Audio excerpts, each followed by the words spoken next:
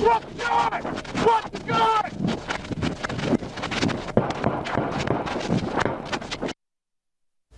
A deadly afternoon at Bastrop caught on camera. Back in March, police shot and killed Thomas Johnson III. Now, this after they responded to a call. Johnson had threatened somebody with a gun at a nearby apartment complex. Investigative reporter Nick Pict is here. Now has this exclusive video of the dash cam from that day. Nick, what more do you know? Jeff, this incident started a little after 3 o'clock in the afternoon when police took 2 911 calls from the Eden apartments. The callers told police that Johnson pulled a gun on a man at the complex and drove off with somebody else in an SUV. From there, the search was on for the vehicle, and when officers found it, the situation quickly turned deadly. Hey, close your door! Drop the gun! Drop the gun!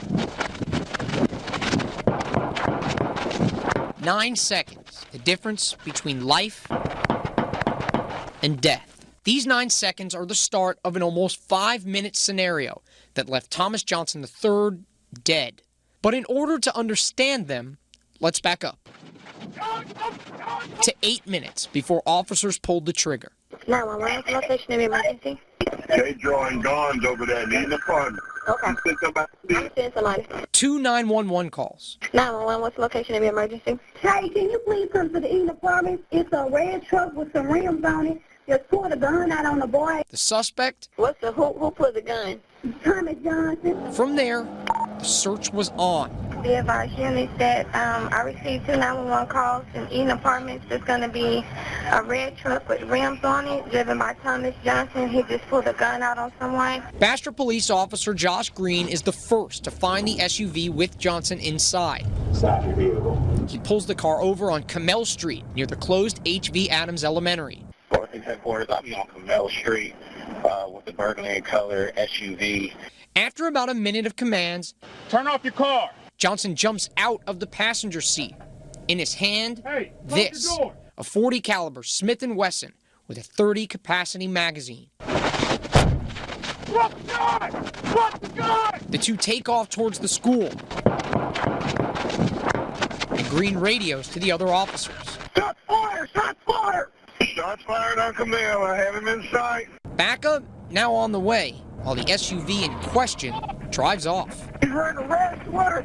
Great pants. I'm in the suit. Where you at, Six? Be careful. Through the school's parking lot, then headed back toward the Eden Apartments. In the Eden. He's going up in the Eden. We picked Johnson back up at 3:20 p.m., about 3 minutes after the first shot is fired.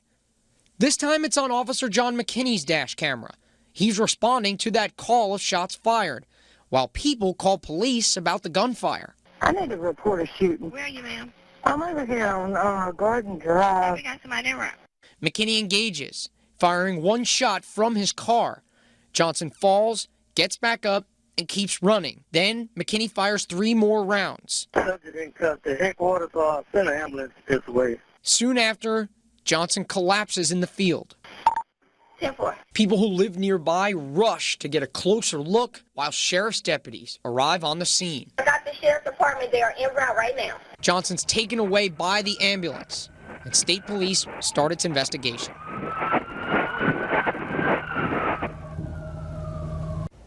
The coroner's investigation shows Johnson was hit 3 times, twice in the arm, once in the back. The toxicology report says THC and methamphetamine were in Johnson's system at the time of the shooting. State police report shows that Green fired 25 rounds, McKinney 4. Johnson never fired his gun.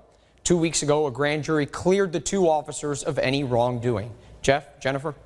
Thank you, Nick. Well, going in depth tonight, we showed this video to a use of force expert. Lloyd Grafton has more than 50 years of experience in law enforcement as an officer, teacher, and doctor of criminal justice. Now, he serves as an expert in use of force in both federal and Louisiana state court. Now, he says there are still some unanswered questions, but says he ultimately understands why a grand jury could have cleared the officers. Certainly a tragedy. A young man lost his life. He used very poor judgment in not following the directions of the law enforcement officers.